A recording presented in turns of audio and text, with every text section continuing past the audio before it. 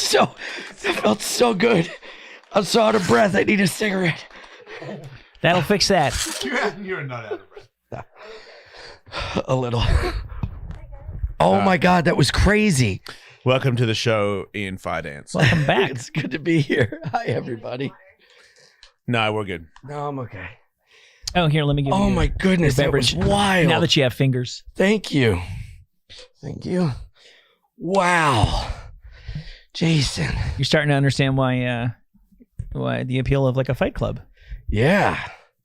Yeah. We were talking about new ideas for a YouTube show. Because I'm demonetized for being me. Really? Oh. Fully and completely, or you just get the yellow dollar sign? I think we start off red and then we work our way to yellow and then you haven't gotten green in a while. Well, it's like a case by case. I think the nightmare. We get demonetized too. Yeah, I think the bigger issue is our hunch, our informed hunch is just that the algorithm is not leading people to us. It's not so much about making money off the videos. It's just that YouTube is like, if people let's like Guar. If people come and look for it, it's there, but we're not advertising it to people because this is kind of our dirty little secret. Maybe you need outfits like Guar. Oh. There is, what's that guy, the weird... John Goblikon. Yes. Yeah.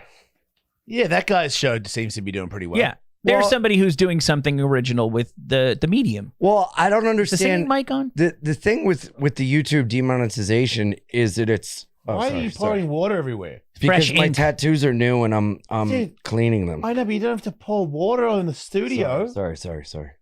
I didn't think it would come out that much. Sorry. I don't come to your house and take a shit on your head. Well, I'm not taking a shit on you got a tattoo for your cat?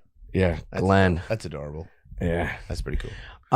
Dude, it's so, you don't know what's going to demonetize. You don't know what's going to this or that. You're not allowed to blink twice in 30 seconds or else it'll kick you. It's so nuts, man. Yeah. You might as well just act as if and just go and it'll have, I don't know. Right, but I agree for the Jason Ellis show, there's no coming back. But I'm thinking about making money and like what other ideas I could have.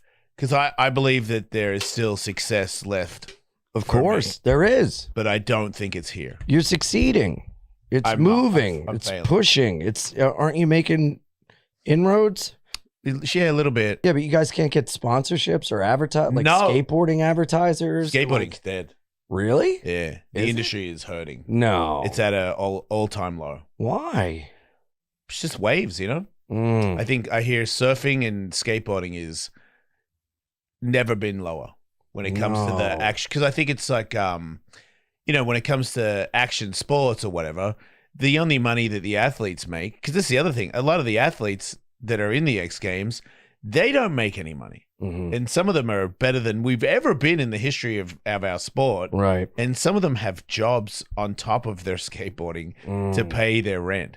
And the only sponsors that vert dudes get is an energy drink. Right. Like the actual skateboard company. Because and it's not their fault. It's oversaturated. Yeah. So if they try to sell their pro model, there's so many other people that have skateboards. Right. That it used to be, in the 80s, there was like 10 pros. So the only skateboards that were for sale was 10 different boards and there was millions of us skateboarding. Yeah. Now it's, it's 500,000 pros. And so you don't sell a lot of skateboards. It's very hard. Look, it's Jamie Thomas and people like that are struggling to make a business. Like I heard the Barracks is going under. Oh, Barracks not is the like Barracks. It's like a legendary spot. It's like, why would that go under? Because I feel like it's so cute. I feel like it's not as bad as the early 90s.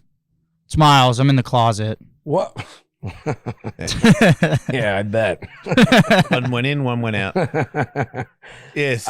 Was the early 90s bad for skating? It was worse Really? than now for sure, because there's still like some contests and stuff in the early 90s. Like Tony had to get a job and stuff. Like, no one could make money. Now it's like there's still some people, but it's barely any. Yeah, but I think the difference is Tony back in the 90s was only famous in skateboarding. If Tony was only famous in skateboarding now, he would still have to go get a job Tony is making money now there's from gotta people be a that new- don't skate. There's got to be a new BAM.